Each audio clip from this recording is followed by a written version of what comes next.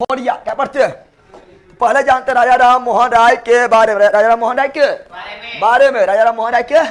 तो चलो यहाँ ध्यान, एकदम 2 मिनट 5 मिनट जो ध्यान दे देगा उसको इतना अच्छे सीख जाएगा, इतना अच्छे सीख जाएगा, उतना जिंदगी में कभी सीखवे नहीं किया है तो सीखेगा, ठीक है ना। कहीं पर वो नहीं किया, क्या ना। राजा राम मोहन, राजा राम मोहन राय पतित पतावन सीताराम, पतित पावन सीताराम, राजा राम मोहन, राजा राम मोहन, राजा राम मोहन राय। पर जानते हैं राजा राम मोहन राय का जन्म कब हुआ है? तो राजा राम मोहन राय का जन्म 1772 कहाँ हुआ है? राधा नगर, राधा नगर कहाँ पर है? बंगाल। धीरे धीरे बोल। बंगाल कहाँ पर? बंगाल में। कहाँ पर? मृत्यु कहाँ कब हुआ है? तो मृत्यु हुआ 1833। कहाँ पर मृत्यु हुआ था? तो इंग्लैंड के ब्रिस्टल शहर में, इंग्लैंड के ब्रिस्टल शहर में। इसीलिए राजा राम मोहन राय का समाधि स्थल कहाँ है? इसीलिए राजा राम मोहन राय के समाधि स्थल कहाँ है? तो इंग्लैंड के ब्रिस्टल शहर में, राजा राम मोहन राय को राजा की उपाधि कौन दिया है? धीरे धीरे राजा राम मोहन राय को राजा की उपाधि कौन दिया है? तो कौन दिया है? अकबर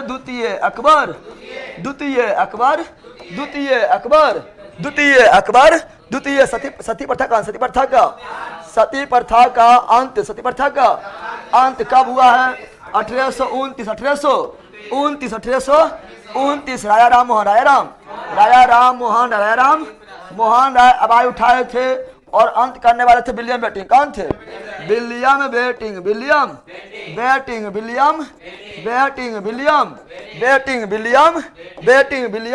बेटिंग। ये बहुत सारा पत्रिका निकाले हैं। जैसे संवाद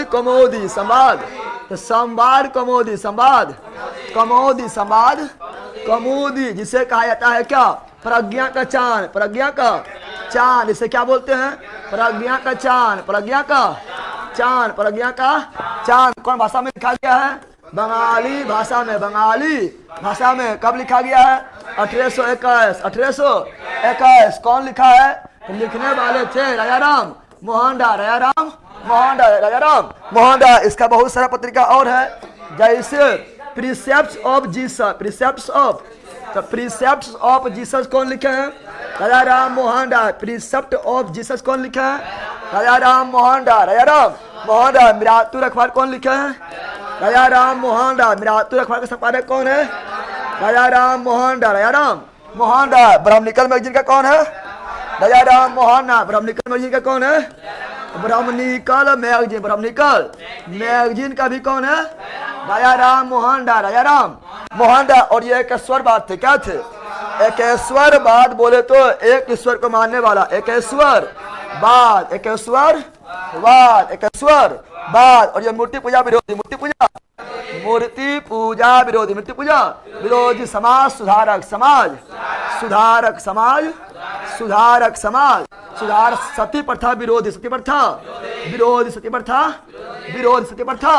विरोधी थे कौन? राजा राम मोहन राय। ये बहुत सारा भाषा का विद्वान थे, विद्वान थे। जैसे बंगाली, कौन सी? बंगाली। जैसे हिंदी, कौन सी? हिंदी। जैसे अंग्रेजी, कौन सी? अंग्रेजी। जैसे उर्दू, कौन सी? उर्दू। जैसे फारसी, कौन सी? फारसी। जैसे हिब्रू, कौन सी? हिब्रू। तो ये सभी बहुत सारा भाषा का विद्वान थे। कौन? राजा राम मोहन राय। बहुत सारे भाषा के विद्वान थे। और ये पाश्चात्य शिक्षा के समर्थक, ये पाश्चात्य शिक्षा के क्या थे?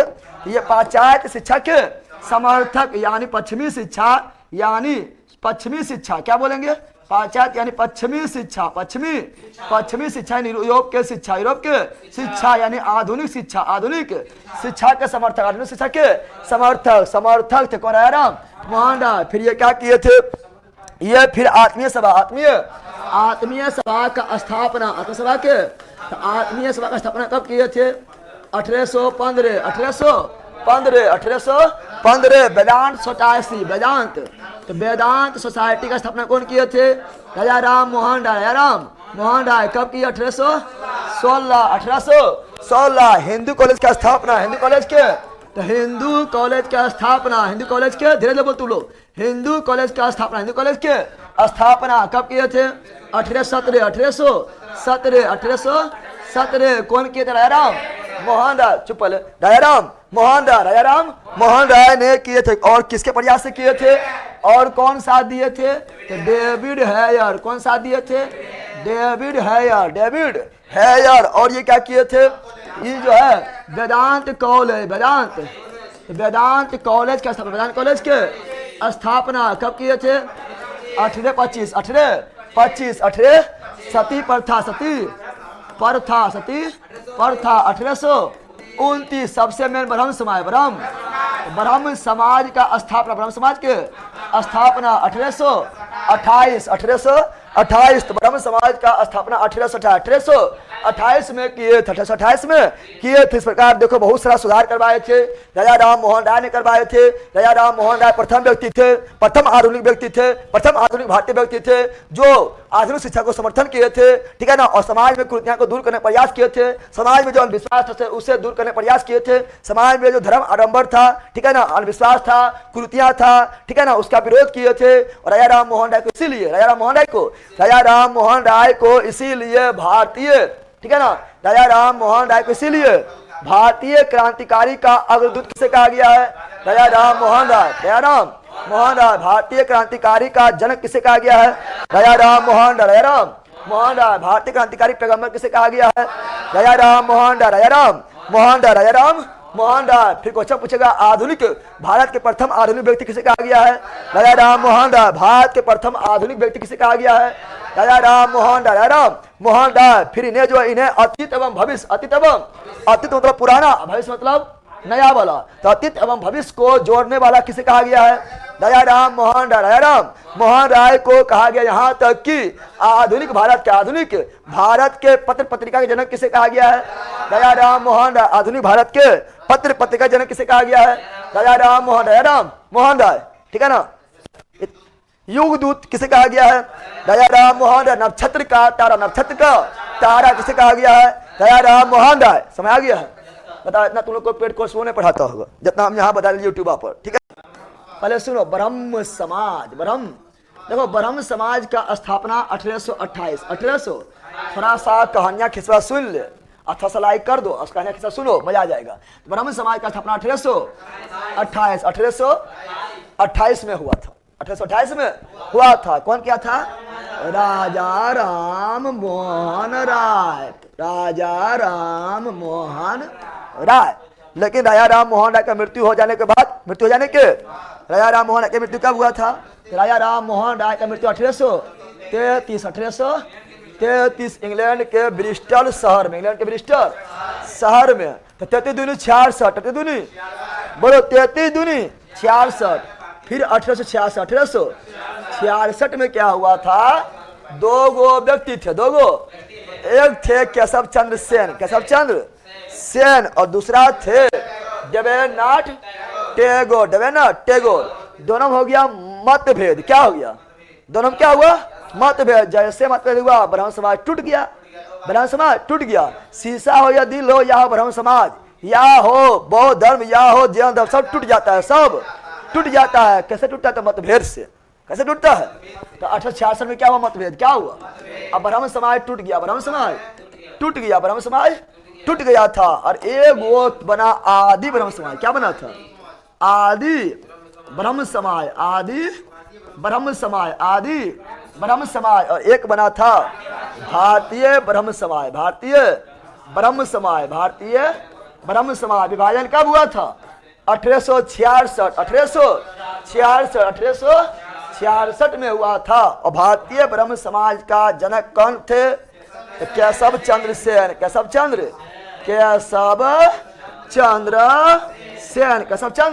सेन। आदि ब्रह्म समाज का जनक कौन बने थे? देवेंद्रनाथ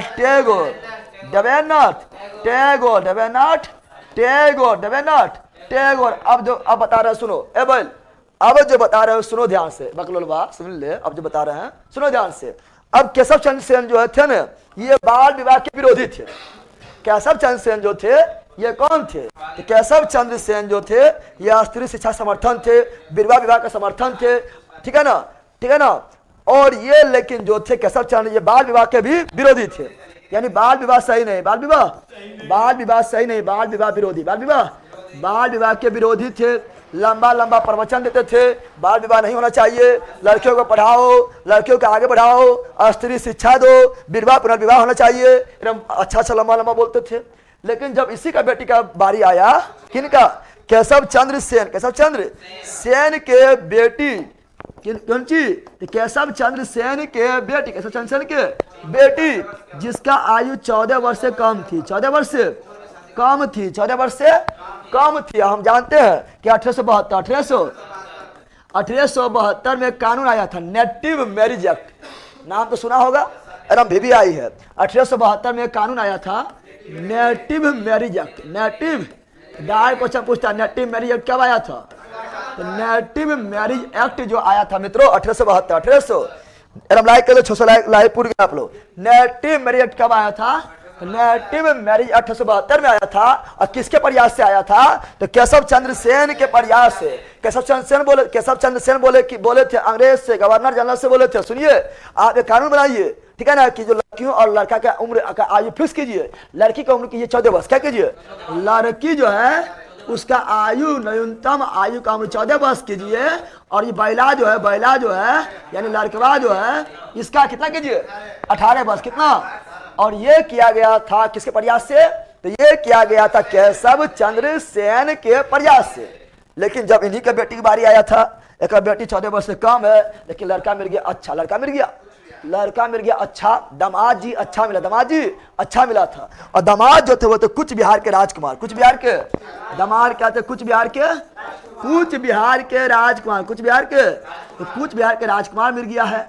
अब जब अच्छा वर मिल गया है तो ये बोला हो, ये तो खाली बोले की चीज है, बोल दिए दूसरा लिए, अपना घर में थोड़े लागू करना है। तुम ले देखो ना, जब समाज में कुछ होगा ना तो गार्जियन बोलेगा हो भाई गलती उलती कोई दिक्कत ना है, ये सब होगा थोड़ा मोरा मान जाए, चाहे गार्जियन के जो होगा गार्जियन के मान जाए, चाहे इतना भी ढिठ ना हो चाहिए। और जब अपने घर में होगा तो घर में बोलेगा हो भाई, जब तोर घर में होगा अरे चोट्टा कैसे करनी रे, अरे ले जूता ले थप्पड़ लतिया छतिया मुकबा सगरो मार के भसका देगा, घर बाहर निकल पहले, ठीक है ना। वही होता है ना, होता है तो वही है, ठीक है ना। तो यहाँ पर कौन सी? बाल विवाह, ठीक है ना। तो 14 वर्ष से कम है, 14 वर्ष से कम आयु में अपना बेटी का विवाह किसे कर दिया था? कुछ बिहार के राजकुमार। इससे जो है भारतीय ब्रह्म समाज के लोग भड़क गए, बोला बोलना कथनी कुछ करनी कुछ, हम ना रहेंगे किसके साथ? भारतीय ब्रह्म समाज के साथ ना रहेंगे। और भारतीय ब्रह्म समाज जो है, भारतीय ब्रह्म समाज जो है मित्रों, ये भारतीय ब्रह्म समाज 1878 में पुनः दो भाग में बट जाता है। एक भारतीय ब्रह्म समाज ही रहता है और इससे एक भाग अलग हो जाता है, ठीक है ना। उसका नाम तो साधारण क्या था? साधारण ब्रह्म समाज। और साधारण ब्रह्म समाज का स्थापना सुनेगा यार, साधारण ब्रह्म समाज,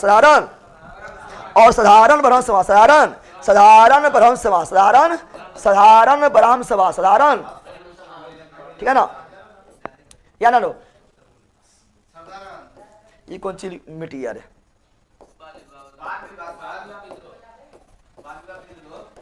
विरोध मिट गया है, विरोधी थे ही, बताए थे ना। सुनो, और इस प्रकार साधारण ब्रह्म समाज का स्थापना 1878 में हो जाता। करने वाले कौन थे? साधारण ब्रह्म समाज का स्थापना कौन किए थे? बताओ, साधारण ब्रह्म समाज का स्थापना कौन किए थे? आनंद मोहन बोस।